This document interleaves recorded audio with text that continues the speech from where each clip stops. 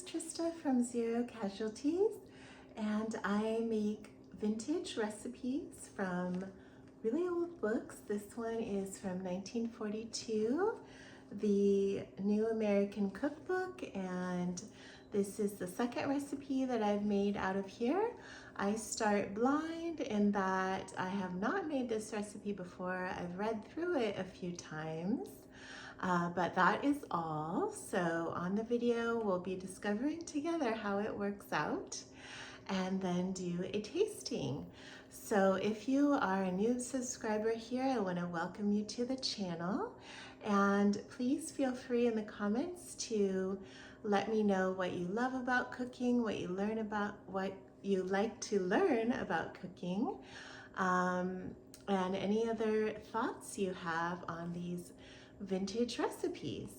So today we're going to make a bread omelet from page 72. It's recipe 251. I love how all of these are numbered so you can refer back to them. So we are going to get started. I am trying some new camera angles today, so I will be showing you a little bit more about the ingredients we'll be using. This has very simple ingredients, just breadcrumbs, milk, 3 eggs, salt, and butter. I will be adding a little bit of more seasoning just to spice it up a bit. I feel it could use a few herbs, so we'll be adding that. So I will see you in a moment to get started on this omelet. Welcome back. So here we are with our ingredients. We have 3/4 of a cup of breadcrumbs here. These are just leftover kind of heels of bread that I saved in the freezer and then defrosted. And then we have 1/2 cup of milk here. We have 3 egg whites with a fork, and then we have the 3 egg yolks. We also have 1/2 teaspoon of salt. I love to use kosher salt, so I decided on this. And then I will also be adding a big teaspoon of Italian seasoning. I'm actually going to add that to the breadcrumbs now. So I'm just gonna sprinkle that over because I love seasoning and I can't resist. So next we are going to be putting in the milk. So I'm just gonna pour that over. It says to let it sit for about 5 minutes. I think it won't be the end of the world if it sits there longer, but it probably won't. And then the next step is to beat lightly the egg yolks. So we are going to do that. I'm actually going to grab one more fork. I forgot to get the extra fork. I'm doing this very old-fashioned way. So I'm just going to beat up these egg yolks like this, just a little bit.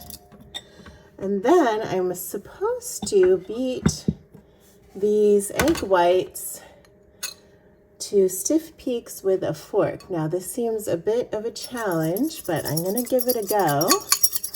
If this is very slow, I might at least resort to the rotary beater because this might take a while. I have a lot of arm power, but yeah, well, we'll see how frothy we can get it with the fork. I don't know if you've ever tried this. I have not. But of course, there were limited tools back then.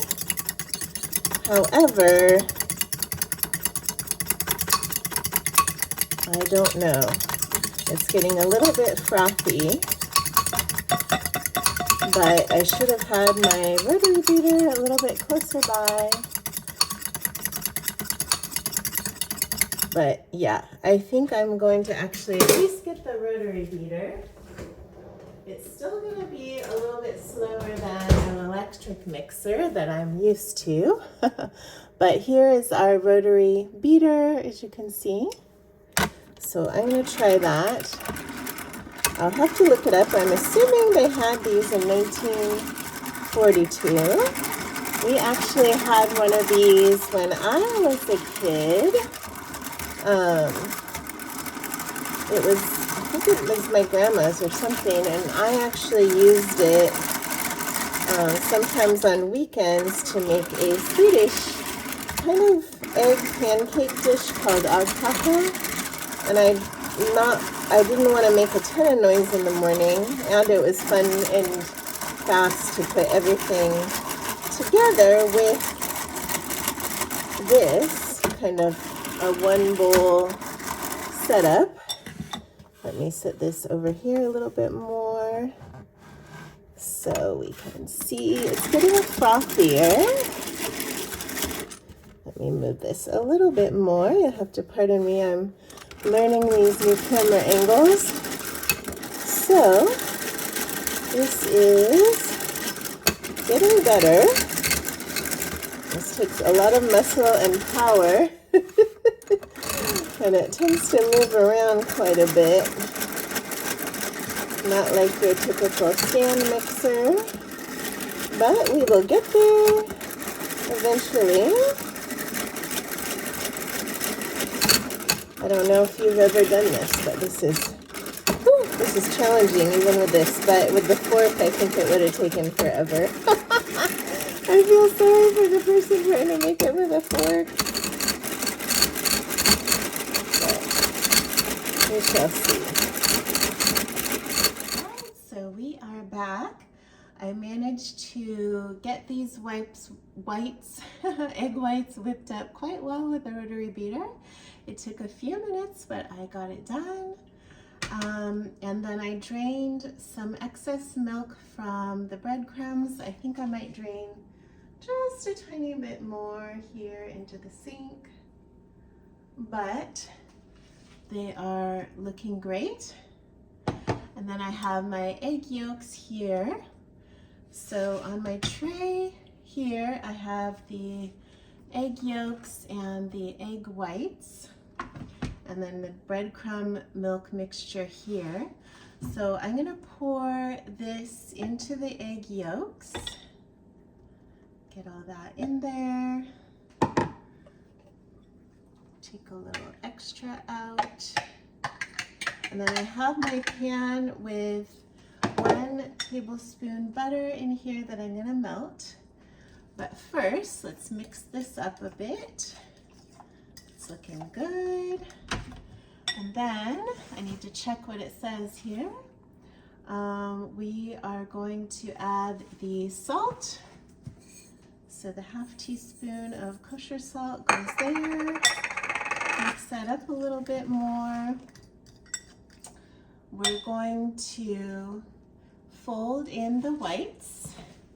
So I'm actually gonna get a spatula here for that. Take this fork out. So here are the whites. We'll carefully tip those in there.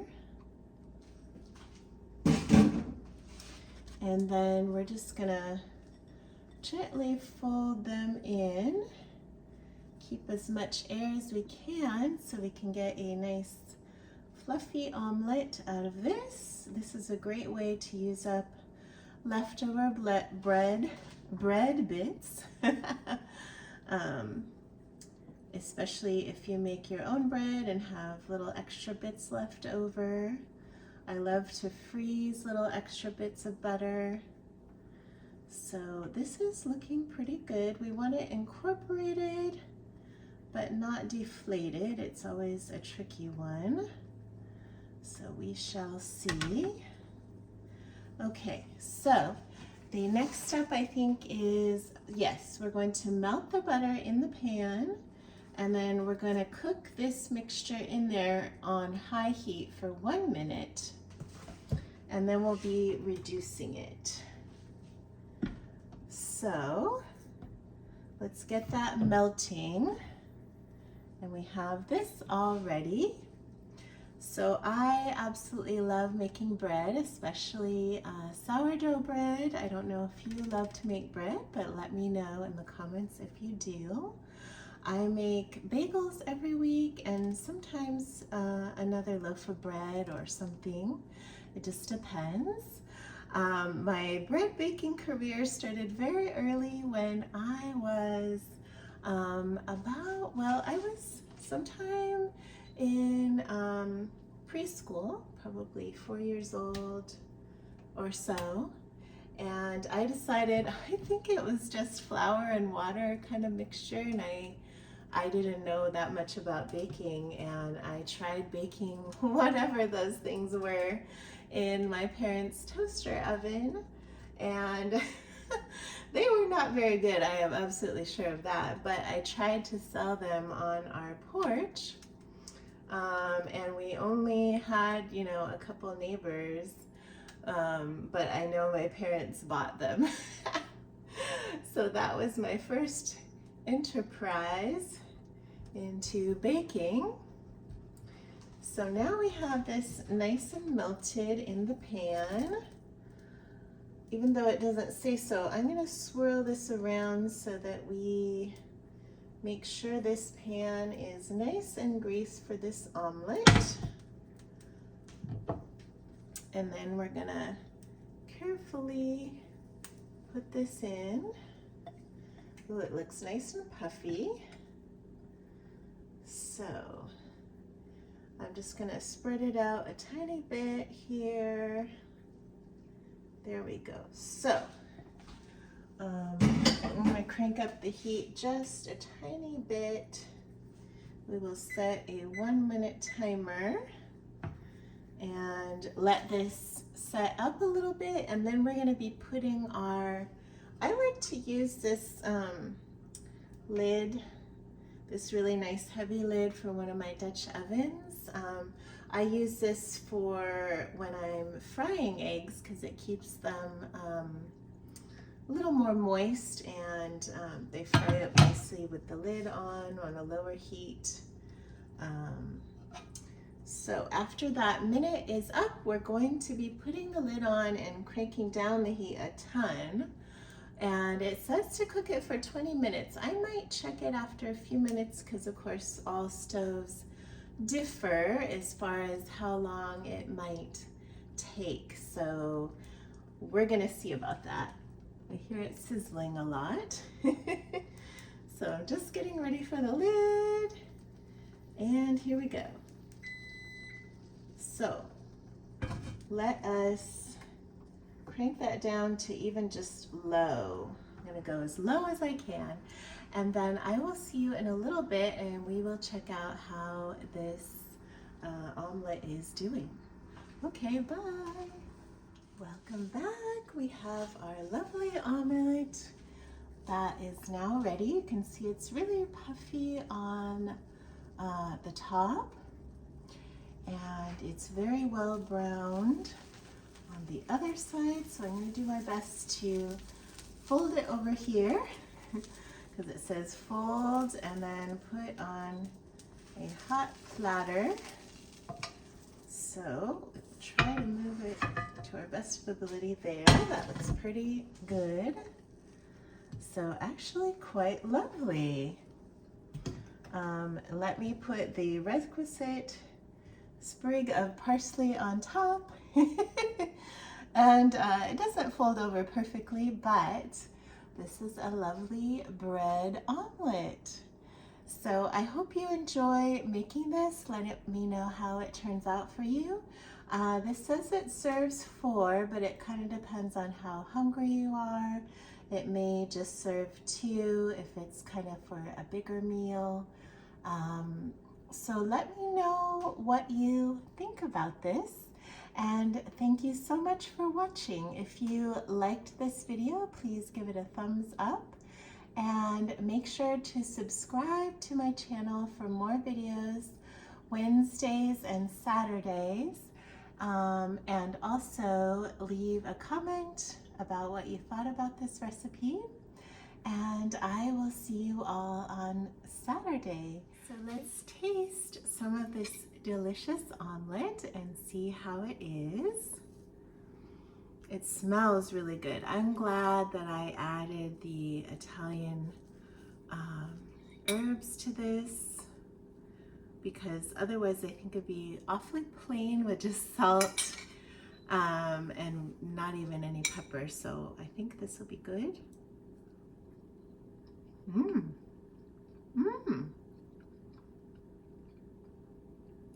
Yeah, this is really lovely. I love that because it has this nice brown crust on it that you often don't get with omelets. And it also has a nice fluffy texture, and those herbs taste really good.